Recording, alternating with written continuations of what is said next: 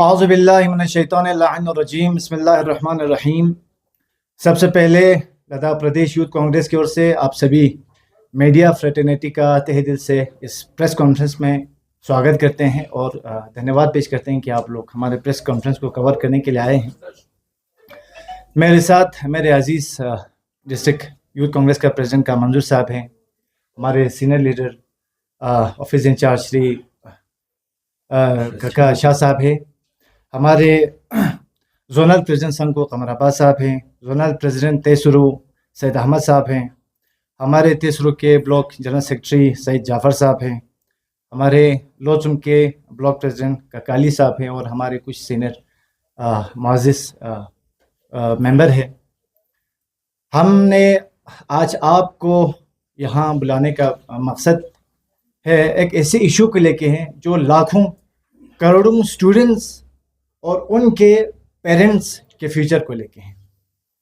जैसे कि हम सब जानते हैं कि हमारे नौनिहाल काबिल तरीन स्टूडेंट्स दिन दुगनी रात चुगनी करके अपने माँ बाप के अपने सपने को पूरा करने के लिए ऐसे पेरेंट्स भी हैं जो लोन लेके अपने बच्चों को पढ़ाते हैं ताकि वो अपने ड्रीम्स को पूरा कर सकें और बिल्कुल ईमानदारी के साथ पढ़ लिख के अपना उस कॉम्पिटिटिव एग्ज़ाम में वो हिस्सा लेते हैं और खुशी खुशी उसमें अपीयर होकर वापस आते हैं।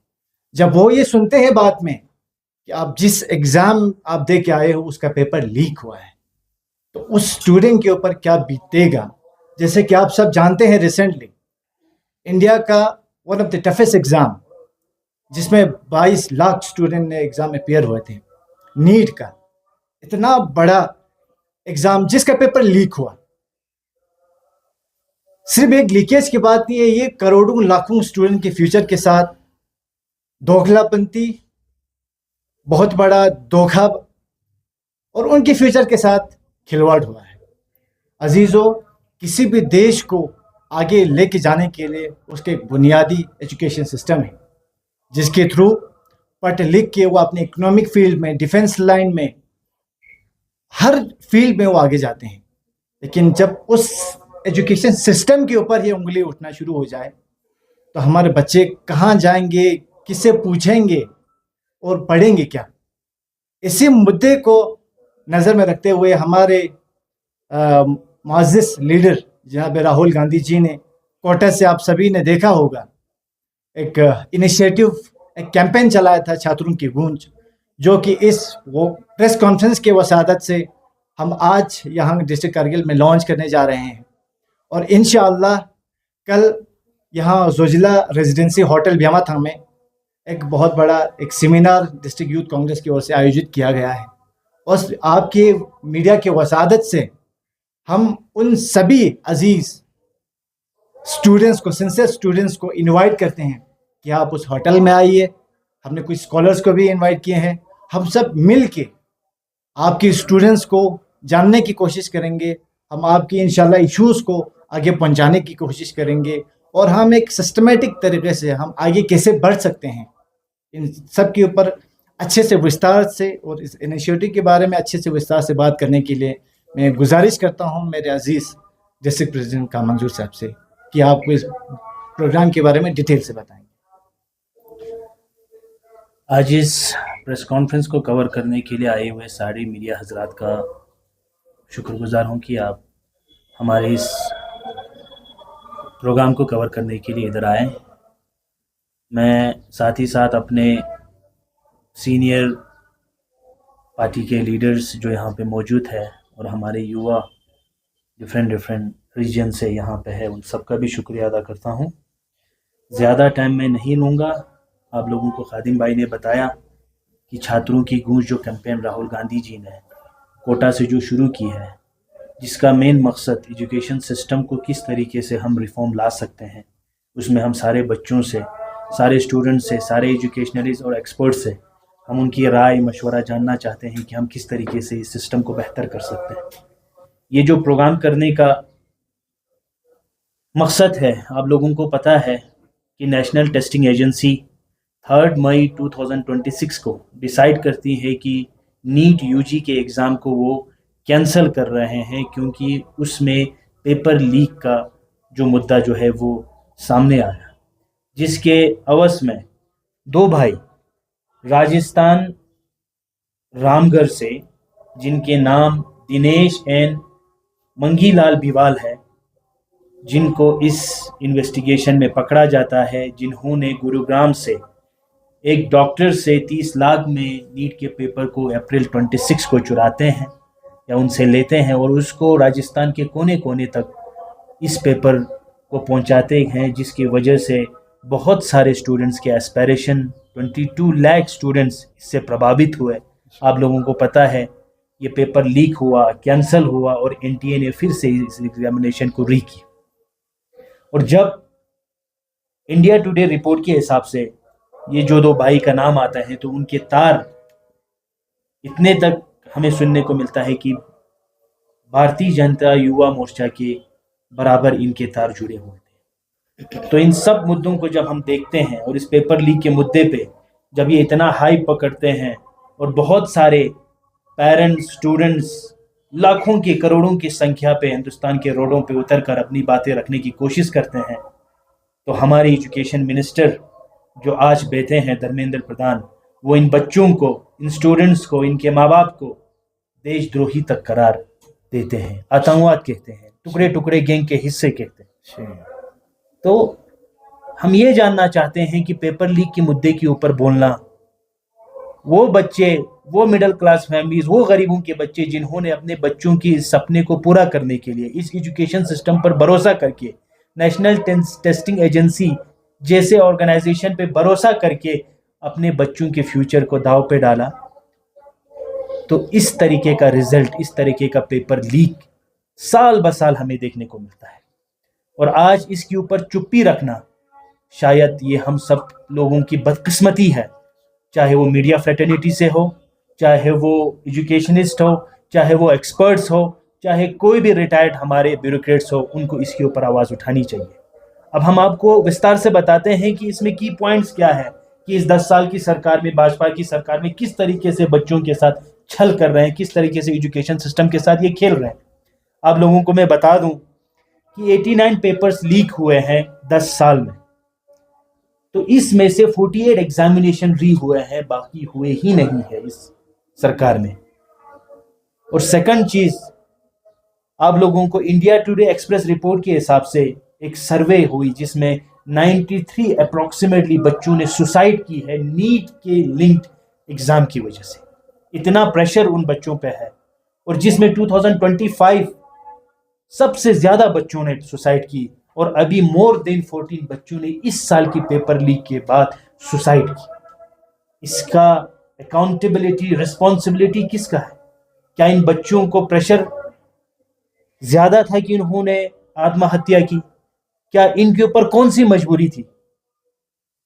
मैं सीधा सीधा इस पूरे सुसाइड का जो रिस्पॉन्सिबल है वो सरकार को मानता हूँ, हमारी एजुकेशन सिस्टम को मानता हूँ कि उन्होंने बच्चों को इतना तंग किया बार बार पेपर लीक करा के, कि वो उन बच्चों के लेटर्स आपने मीडिया में सर्कुलेट होते देखे होंगे कि वो अपने माँ बाप से माफ़ी मांग रहे थे कि हमने सब कुछ खो दिया, हमने आपके हर एक ड्रीम को हमने खो दिया।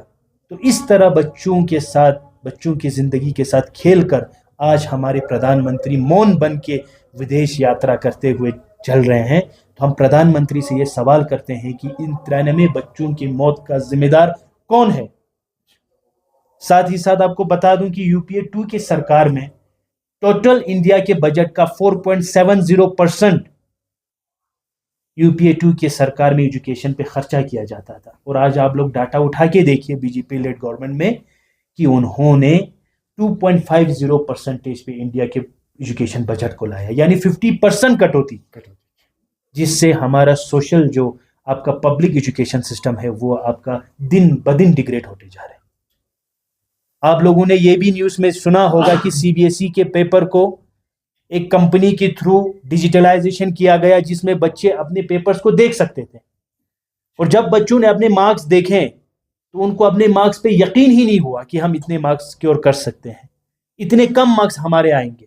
और जब उसी चीज को लेके इन बच्चों ने फॉर्म भरा तो इन गवर्नमेंट इन इंस्टीट्यूशंस ने उन 5 लाख बच्चों से 2-2 हज़ार फीस रिवैल्यूएशन और रिटोटलिंग के लिए, यानी 100 करोड़ रुपए फिर से उन गरीबों के जेब से निकाला गया, जिसकी वजह से हमें लगता है कि इस सिस्टम में जब देखा गया बच्चों ने तो उनकी हैंडराइटिंग, उनके पेपर्स उनसे आपस में मैच नहीं हो रहे थे। तो इस तरीके का साइबर सिक्योरिटी फ्रॉड हमारे बच्चों के साथ सीबीएसई लेवल पे भी की जाती है। और यही 18-19 साल के बच्चे जब सवाल करते हैं इस सरकार से, तो एजुकेशन मिनिस्टर बड़े फख्र से अपने प्रेस कॉन्फ्रेंस में कहते हैं कि ये टुकड़े टुकड़े गैंग है, ये आतंकवाद है। यानी सवाल करना इस सरकार के साथ आतंकवाद से जुड़ाया जाता है। साथ ही साथ इस पेपर लीक में नीट के 20 लाख स्टूडेंट्स सफर किए, 22 लाख स्टूडेंट जो है इसमें सफर हुआ। तो मैं चाहता हूं कि 2-2.5 साल की उनकी मेहनत, अनथक मेहनत, इन सब का आप अकाउंटेबल सरकार खुद को कब बनाएगी, कब अपने मिनिस्टर को आप रिजाइन कराएगी।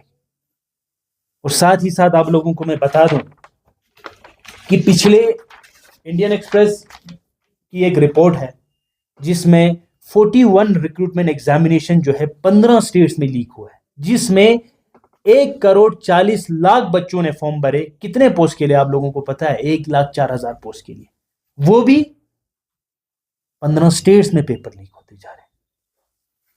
तो हम क्या चाहते हैं इस प्रेस कॉन्फ्रेंस के थ्रू इस सरकार से? हम ये मांग करते हैं इस सरकार से कि आप एजुकेशन मिनिस्टर धर्मेंद्र प्रधान का इस्तीफा ले लें किसी भी तरह, उनको उस पोस्ट पे रहने की कोई हक नहीं है। साथ ही साथ जितने भी जो बच्चे इस एग्जाम से सफर हुए इसको आप कंपनसेट करें। थर्डली, एक ज्वाइंट पार्लियामेंट्री कमेटी बनी जाए जिसमें सारे पॉलिटिकल पार्टीज के लीडर्स हो, एक ऐसी कमेटी हो जो इन कल्प्रिट्स को ढूंढ कर उनके अंजाम तक पहुंचाए, उनको सजा दे कानून के तहत। लास्टली, जो एनटीए है, नेशनल टेस्टिंग एजेंसी, आप लोगों को मालूम होगा ये कोई रिफॉर्म ला के कोई यूजी, जैसे कि हमारा यूजीसी है उसी तरह कोई कॉन्स्टिट्यूशनल सेटअप के थ्रू इसको लाया नहीं गया है, ये हमारे ऊपर थोपा गया है, ना कोई स्टैट्यूटरी ऑर्डर के थ्रू लाया गया है। तो इस नेशनल टेस्टिंग एजेंसी को बैन किया जाए। और लास्ट में जितने भी जो पेपर माफिया है, जो कोचिंग इंस्टीट्यूशंस के थ्रू बच्चों के जिंदगी के साथ खिलवाड़ कर रहे हैं, करियर के साथ, उनको क्रैकडाउन करे, उनको पकड़े। तो ये तो नेशनल इशू है, हमारा नेशनल मुद्दा है जिसके ऊपर छात्रों की गूंज के प्रोग्राम चलेंगे। साथ ही साथ खादिम भाई ने बताया कि हम एक कल कैंपेन कर रहे हैं डिस्ट्रिक्ट लेवल पे, स्टूडेंट्स इंटरेक्शन करेंगे कि हमारे स्टूडेंट्स को क्या मुश्किलात है करगिल के इस माहौल में, लद्दाख की इस माहौल में। हमें पता है जिस तरह नेशनल लेवल पे पेपर लीक्स हो रहे हैं, उसी तरह हमारे करगिल के छोटे छोटे बड़े बड़े इंस्टीट्यूशंस में हमारे लोकल को असाइड करके बाहर के लोगों को इसमें लाने की कोशिश जो है ये सरकार कर रही है। इससे हमें आगाह होना है। आप लोगों को पता है यूनिवर्सिटी में हमारे 50 पोस्ट है vacant, Ladakh university Kargil campus में, लेकिन बदकिस्मती की बात है 30 उसमें बाहर से लोगों को रिक्रूट किया जाता है, जिनके बहुत सारों के आपके पीएचडी के भी डिग्री जो है वो होल्ड करने वाले नहीं है। मुश्किल से 20 जो स्कॉलर्स है वो कारगिल से रिक्रूट किया जाता है, 30 जो है बाहर से इंडेक्ट किया जाता है। और ये सवाल जब आप मीडिया वाले चांसलर से पूछते हैं तो बोलते हैं कि यूनिवर्सिटी इज यूनिवर्सल। तो आपने अपनी सिंडिकेट मीटिंग में 85% जो हमारा 2025 का जो हमारा रिक्रूटमेंट पॉलिसी था, जिसमें हमारे डोमिसाइल को लागू करके 85% शेयर लोकल को देने का बात किया, तो यूनिवर्सिटी हम भी मानते यूनिवर्सल है, लेकिन 85% में 15% तो बाहर से हैं।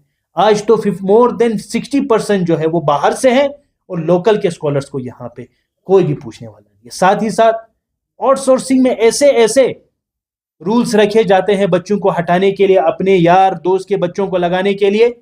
मैं आपको सिर्फ एक एग्जांपल दूंगा, आप लोग ढूंढ लेना। म्युनिसिपल कॉर्पोरेशन ऑफ लेह का एक रिक्रूटमेंट था जिसमें एक पोस्ट के लिए बोलते हैं कि 6 की 7 साल आपको स्वच्छ भारत अभियान में काम करना होना चाहिए। तो मैं आपको ये बताता हूं, सरकार हमें हर साल हमारे बच्चों को ट्रेनिंग दे स्वच्छ भारत अभियान के थ्रू, ताकि उनको 7 साल का एक्सपीरियंस हो जाए। और जब गवर्नमेंट के परमानेंट रिक्रूटमेंट में जब जेईस को 1 साल का, 2 साल का, 3 साल का एक्सपीरियंस नहीं रखा जाता है, तो आप हमें बताइए कि एक आउटसोर्सिंग के लिए आप लोग 2-2, 3-3 साल के एक्सपीरियंस को क्यों लेते हैं? क्या उनकी बीटेक की डिग्री खराब है? किसी यूनिवर्सिटी ने उनको ऐसे ही कोई फ्रॉड वाली डिग्री लेके हमारे बच्चे बैठे हुए हैं? तो इन सारे मुद्दों पे और एक चीज, समग्र में जितने भी जो लैंग्वेज टीचर है, आप जानते हैं उसमें बूटी, हिंदी, उर्दू, इवन अरबिक के लिए भी ये टीचर्स को ये लोग रिक्रूट करते हैं। हम देख रहे हैं सेशन के बीच में ये लोग रिक्रूट करते हैं, फिर डिसकंटिन्यू करते हैं, फिर कंटिन्यू करते हैं। इससे हमारे स्कूल्स के कितने बच्चे जो है वो इससे सफर कर रहे हैं। तो कब आप इन समग्र के थ्रू खाली आउटसोर्सिंग पे नहीं, हमारे बच्चों को, हमारे स्कूलों को कब अच्छे टीचर से आप लोग इनको रिक्रूट करोगे? तो इन सारे मुद्दों के लिए मैं पूरे करगिल की आवाम से, लद्दाख की आवाम से और हिंदुस्तान की आवाम से ये गुजारिश करता हूं कि आप सवाल करना न छोड़े, आप न डरे। इस सरकार से सवाल करना कोई देशद्रोह नहीं है, कोई टुकड़े टुकड़े गैंग का हिस्सा हम नहीं है, लेकिन हम अपने लोगों का हक मांगते हैं इस सरकार से। जो हमारा हक है हमारे इंस्टीट्यूशन पे और हमारे एजुकेशन सिस्टम किस तरह से बेहतर हो सकते हैं, इस पे हम सब लोगों को सोचने की ज़रूरत है। इसके लिए मैं पूरे करगिल के स्टूडेंट फ्रेटर्निटी से और खासकर मीडिया वाले से मैं गुजारिश करता हूं कि कल आप हमारे प्रोग्राम में आए, उसको कवरेज करें। वो एक पॉलिटिकल प्रोग्राम नहीं होगा। जिस तरह से हमारे राहुल गांधी जी हर मोड़ पे ये कह रहे हैं कि मैं कोई पॉलिटिकल बयान देने के लिए इधर नहीं आया हूं, लेकिन मैं इस संविधान को बचाने के लिए, इस कॉन्स्टिट्यूशन को बचाने के लिए इस मंच पे आया हूं, तो उसी नजरिए के साथ और उसी लड़ाई को आगे लीड करते हुए हम भी उस लड़ाई का हिस्सा बनना चाहते हैं और उसी मिशन को आगे बढ़ाते हुए कल हम स्टूडेंट फ्रेटर्निटी से मिल रहे हैं, स्कॉलर फोरम से मिल रहा है। कोई भी इंटरेस्टेड हो अपने ख्यालात हमसे शेयर करे ताकि हम आपके ख्यालात को आगे पहुंचा सके। Thank you so much. जिस तरह आपने स्टूडेंट कैंपेन को लेकर आपने बात की, इंडिया लेवल पे तो नहीं, मैं लद्दाख स्टूडेंट लेवल को लेकर कुछ एक दो सवाल मैं आपसे करना चाहता हूँ सर कि स्टूडेंट के जो इश्यूज रिसीव हुए हैं उनमें सबसे बड़ी प्रॉब्लम क्या आ रहे हैं या कौन सा आ रहा है, साथ ही साथ क्या डिस्ट्रिक्ट यूथ कांग्रेस ने इश्यूज को कोई रिटर्न रिपोर्ट या मेमोरेंडम की शक्ल में कुछ आप लोगों ने तैयार किया, और लास्ट इन डिमांड्स को किस अथॉरिटी यानी कि LHDC काउंसिल, यूटी एडमिनिस्ट्रेशन या सेंट्रल गवर्नमेंट के साथ आप लोग इन इश्यूज को उठाएंगे? देखिए फालू साहब, मैं आपको एक विस्तार से एक चीज़ बताना चाहता हूँ। सबसे पहले हम इस सरकार से पहले देखते थे कि करगिल और लद्दाख में बहुत सारे ऑर्गेनाइजेशन थे जो इन बातों को बहुत अच्छे से उठाते थे। कोई ज़रूरत नहीं था किसी पॉलिटिकल पार्टी को आके बोलने के लिए। एम्प्लॉयमेंट फोरम अलग से था, स्कॉलर फोरम अलग से थे, लेकिन इस सरकार की इस टेक की वजह से शायद बच्चों को ये फियर है कि वो अपनी बातें आगे रख नहीं सकते। जो आउटसोर्सिंग का मुद्दा है, जो यूनिवर्सिटी का मुद्दा है, जो अनएम्प्लॉयमेंट का मुद्दा है, और इवन जो हॉस्टल की फीस को हमारी इस लोकल सरकार भी जो हाइक करके पिछले साल से बैठी हुई है, जम्मू के जो हॉस्टल्स है, तो इन सब पे हमने प्रेस कॉन्फ्रेंसेस किए हैं, स्टूडेंट्स के साथ बात किए हैं। इसके बगैर जो हमारी यूनिवर्सिटी में आपको पता है कि जो पोस्टों को खाने का जो सिस्टम एक बनाया हुआ था, जिसके ऊपर अभी हमें सुनने में आया कि एक्शन हो के वो ठीक हुआ है, और साथ ही साथ अभी जो यूनिवर्सिटी में जो रिक्रूटमेंट की इसको जो फर्दर टिल ऑर्डर करके एक नोटिस निकाल के बोला है कि इनको अभी कंटिन्यू करेंगे, वो फर्दर टिल नोटिस पता नहीं कौन से डेट का है, वीसी साहब कब देंगे, इस पे भी कोई बात नहीं करी। इन सभी बातों को हम आज ये कहना चाहते हैं कि हमसे ज़्यादा स्टूडेंट यूनियन इसको रखना चाहिए था, क्योंकि ये उनके मुद्दे हैं। हमें तो जब तक इनपुट कहीं आगे से आता नहीं है या फिर हम इधर से कोशिश करके किसी के पास जाते नहीं है, तो तब तक कोई बात हम तक पहुंचती ही नहीं है। तो हम ये स्टूडेंट से ही जानना चाहते हैं, इसीलिए तो कल का प्रोग्राम हम इसलिए रख रहे हैं। और साथ ही साथ आपने बताया कि आपने किस मुद्दों पे बात की है।